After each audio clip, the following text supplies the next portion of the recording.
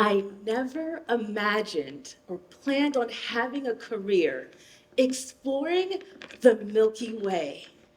How many of you knew what you wanted to be when you were growing up? Maybe some firefighters, or a vet, maybe a doctor. Well, for me, it was either going to be a lawyer, an author, or a marine biologist. But an astronaut or a rocket scientist? I mean, don't get me wrong, that's cool, but it also sounds a little silly because, come on, how many people have ever actually had a chance to explore space? Of the billions and billions of people who have ever lived, only a little over 600 have left our planet. And that made me start thinking. I was wondering, how many of us have let go of a big dream because we feared the risk of failure, of not being enough? Yet, here I am, a real space engineer, and I have a story to share with you. I spent 5 years exploring the solar system with NASA. I flew to the moon, I mapped the surface temperature, spotted signs of ice, and witnessed the start of a new lunar presence. I flew over our planet's blue seas, saw its depths, and witnessed the changes that our climate is going through over time. I even went to Saturn with the Cassini spacecraft, where I saw its dumpling-shaped moons and eternal storms raging the size of 3 Earths. I even witnessed the end of that mission, what we dubbed the grand finale, where Cassini dove between Saturn and its rings for one last time, pointing down to us here on Earth before it burned up in the atmosphere, losing its signal forever. But right now, I'm looking forward to an upcoming mission. It's going to be doing a global health study, and I'm really excited about it because for the first time ever, I am going to see a rocket launch. And for the first time, I'll be seeing this rocket launch because for the first time ever, I won't be working. I won't be in the Mission Control Center monitoring the science instruments, health and safety data on monitors around the room. I won't be looking at plots of temperatures and sensor data and currents. I won't be on voice comms with my colleagues to announce the moment that our spacecraft separates from the launch vehicle. I won't be there because after 5 years of exploring where humanity has never gone before with NASA, I quit. And this is the unspoken story of why. When I attended an introduction to aerospace engineering class at my alma mater, the Massachusetts Institute of Technology, or MIT, I had no idea that my life would be changed forever. My professor, he was at the front of the class explaining the syllabus for the semester, and he talked to us about what we'd be learning. We're going to learn a little bit about the rocket equation. We're going to learn about how planes fly, and we're even going to learn a little bit about the history of spaceflight. And he showed us this image of astronauts fixing the Hubble telescope. And he turned to us and said, "That astronaut is me." That was my aha moment. The light bulb went off. I couldn't believe it. Suddenly, I'm in the same room as somebody who has left our planet. It was in that moment that I decided to dream big. And it was in that moment that I decided I wanted to be a space engineer. And as a space engineer in training, I was learning a lot. I learned about landing rovers on the Martian surface, just like NASA JPL. I learned about sending probes to Jupiter, like NASA JPL. This NASA JPL place kept coming up a lot. The NASA Jet Propulsion Laboratory, a leading center on all things space robotic exploration. In all things space robotic exploration. So naturally, this NASA JPL place was somewhere that I wanted to be. It became the dream. And so I applied, and I landed the job. I got in. So then that begs the question, why did I quit? Did you ever notice that the older that we get, the more risk averse we become? And by that, I mean that we avoid any negative outcome, potentially negative outcome that may come our way. Now, I'm not basing this on any specific scientific research, but instead on our lived experiences. And it makes sense. When you have things that you love that you don't want to lose, you'd be hesitant to risk them. And that's human of us as well. It's healthy to have some risk aversion in our life. But I also think that sometimes we are risk averse to a fault. We will avoid taking any risk even if there is no tangible thing to lose. Why not apply to that job?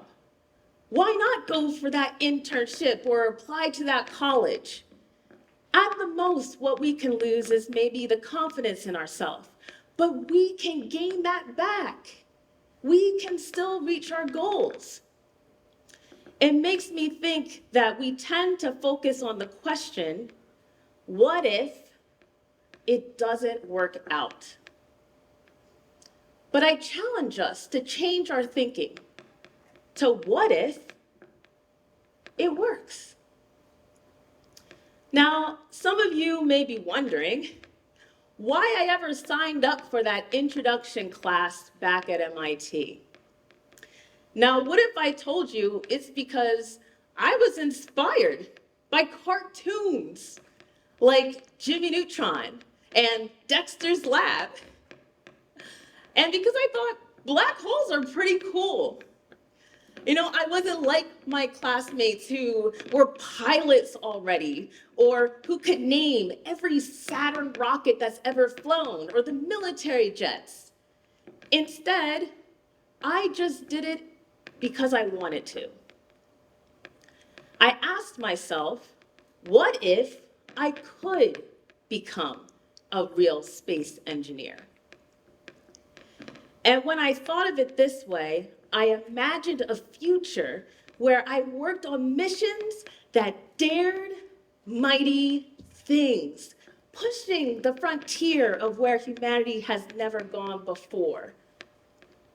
And when I was staying up late at night, working on problem sets and studying for tests, trying to figure out how deep space communications worked, I kept coming back to that question, but what if I can succeed?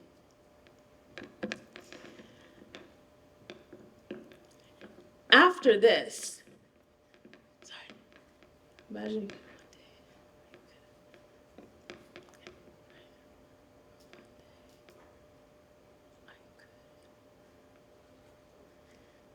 last year, I gave a lecture at the University of Tokyo to an Introduction to Computer Science class.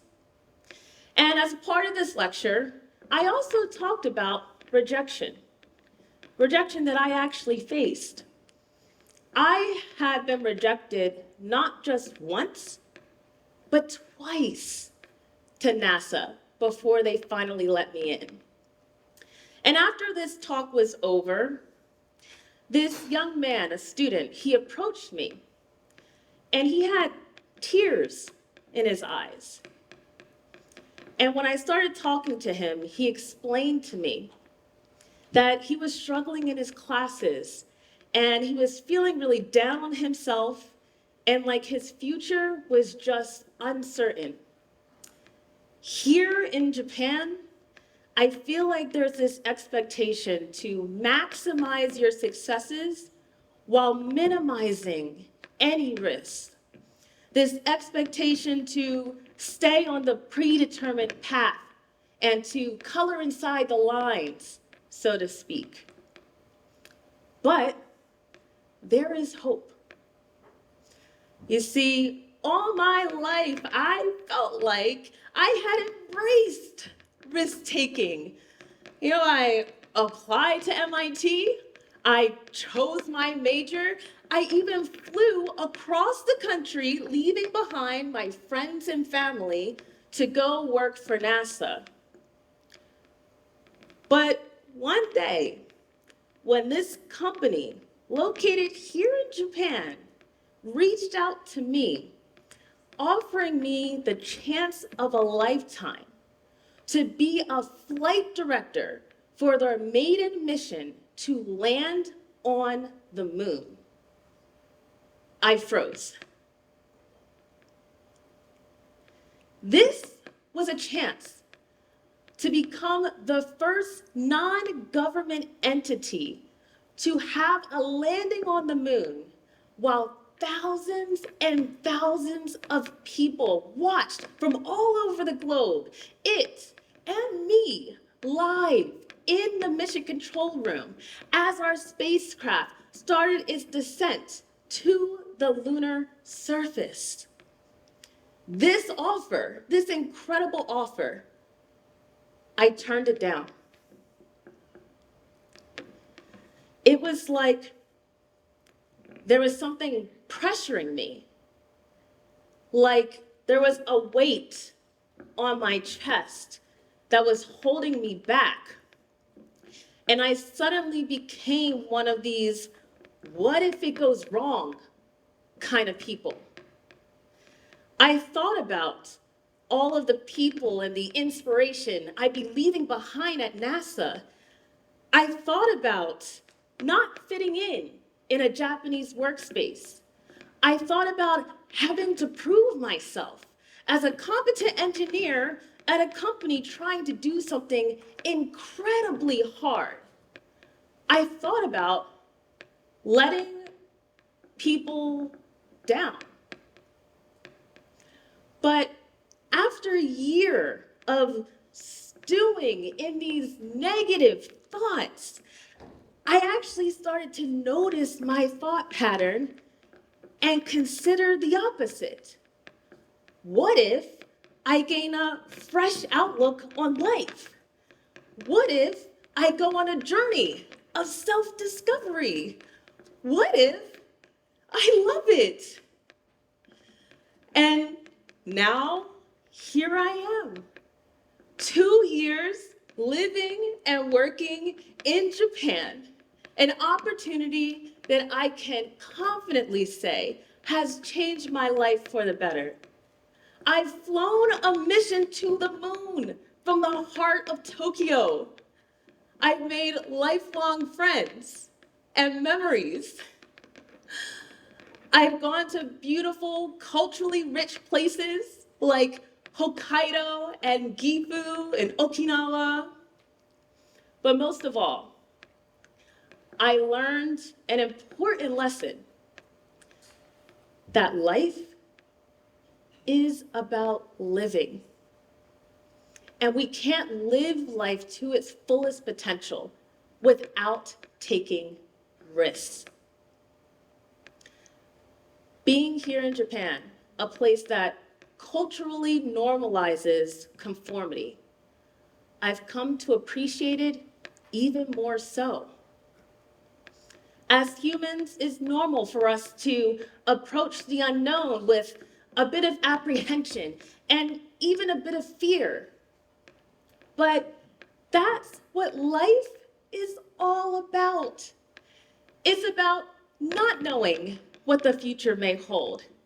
It's about accepting that there is no one path to success and reaching our goals. Instead, life requires for us to be daring.